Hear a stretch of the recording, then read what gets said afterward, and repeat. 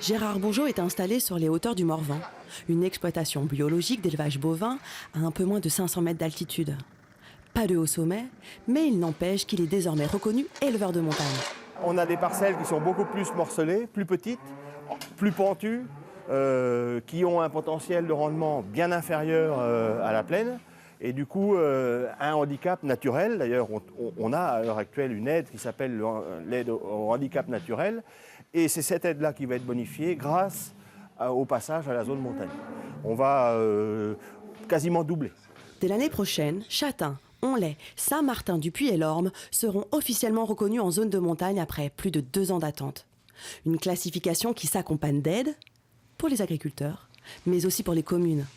Pour l'Orme, ça doit représenter à peu près 18 à 20 000 euros chaque année qui seront versés en plus pour faire fonctionner la commune. C'est l'application de la loi montagne qui a été votée à la fin de cette année, au mois de décembre, qui permet notamment d'avoir des assouplissements en termes de carte scolaire, qui est un sujet d'actualité, de documents d'urbanisme ou encore de soutien à l'activité. Grâce à des critères de pente et d'altitude calqués sur ceux des Vosges, ces 4 communes vont pouvoir accélérer la réalisation de leurs projets.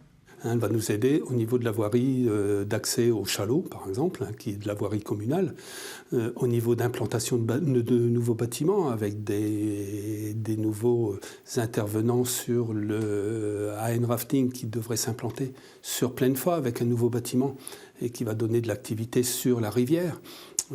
Voilà, ça va servir à tout ça. Le Morvan comptait 50 communes en zone de montagne. 11 entre la Saône-et-Loire et le sud d'Autun, 26 dans la Nièvre. Il faudra désormais rajouter ces 4 communes qui comptent bien prendre de la hauteur.